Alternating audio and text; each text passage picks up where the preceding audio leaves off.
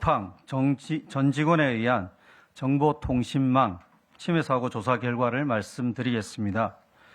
조사단은 이번 사고에 대해 정보통신망 이용 촉진 및 정보보호 등에 관한 법률 제48조의 4에 따라 정보통신망에 대한 침해 사고의 원인을 분석하고 유사 사고가 재발하지 않도록 재발 방지 대책을 마련하였습니다.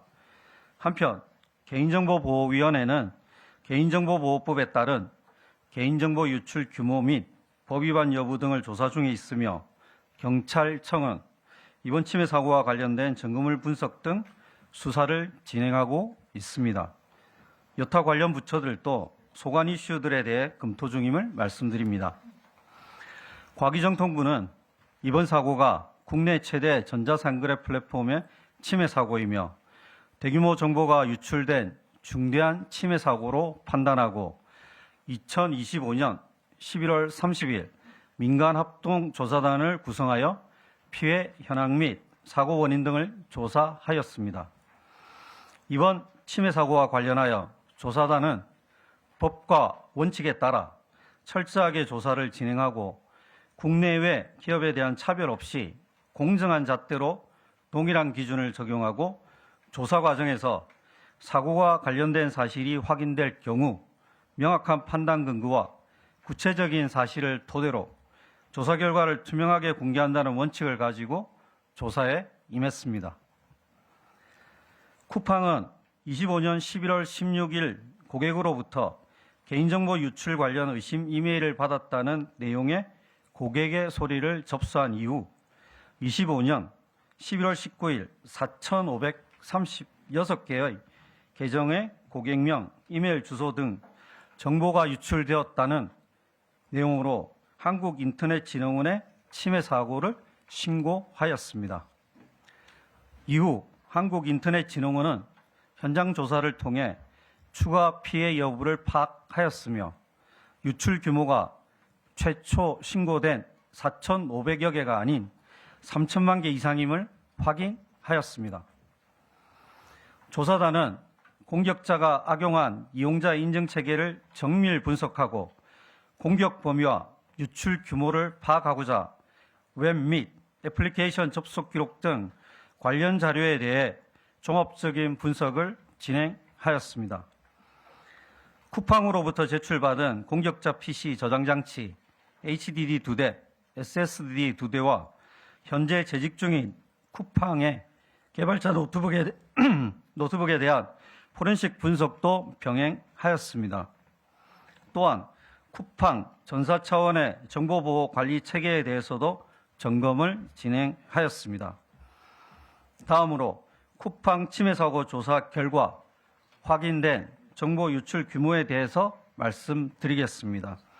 먼저 공격자는 쿠팡에서 유출된 정보의 일부 내용을 이메일 본문에 기재하여 25년 11월 26일, 11월 25일 두 차례 쿠팡 측에 보냈습니다.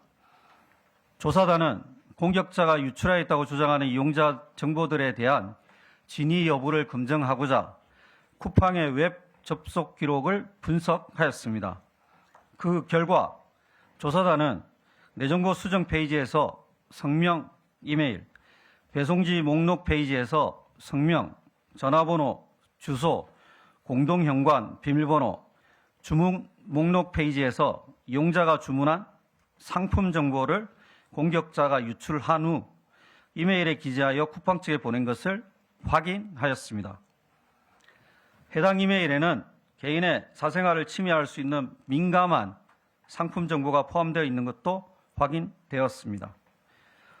조사단은 쿠팡 웹 애플리케이션 접속 기록 산출 방법 및 산출 결과에 대한 검증에 있어 개인정보보호위원회와 경찰청과 긴밀하게 협력하면서 주기적인 정보 공유를 통해 신뢰성을 확보하였습니다.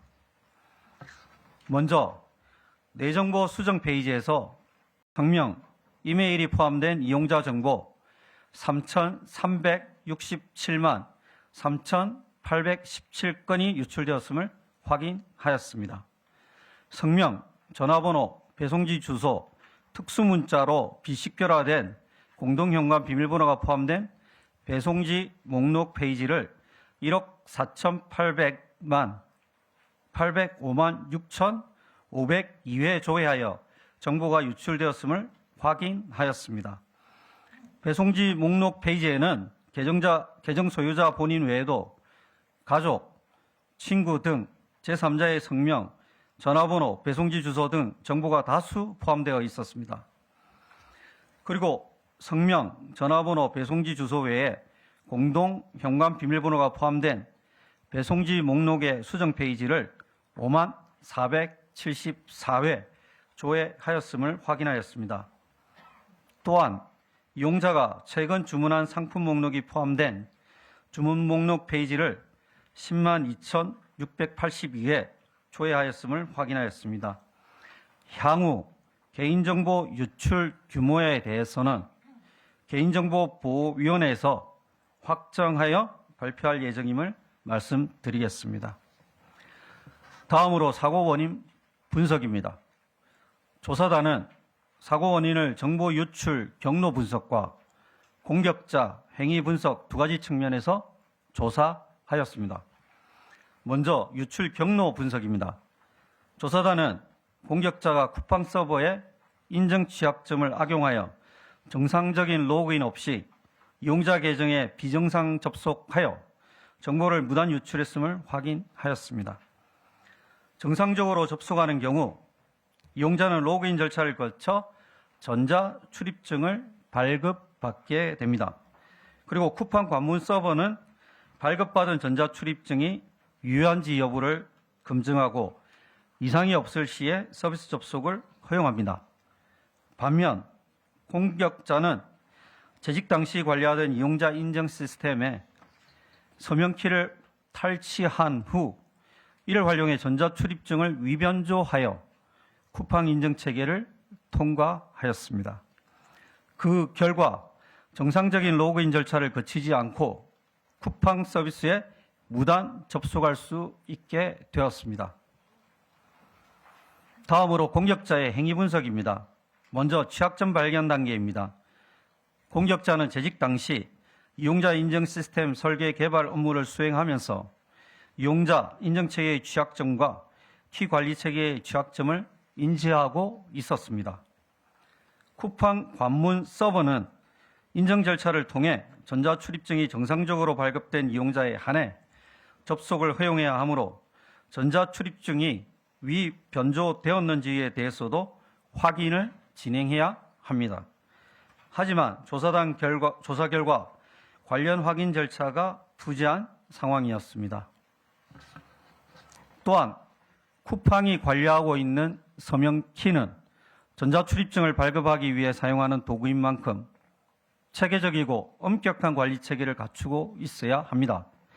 이에 업무 담당자가 퇴사할 경우에 해당 서명키를 더 이상 사용하지 못하도록 갱신 절차가 진행되어야 함에도 관련 체계 및 절차가 미비하였습니다.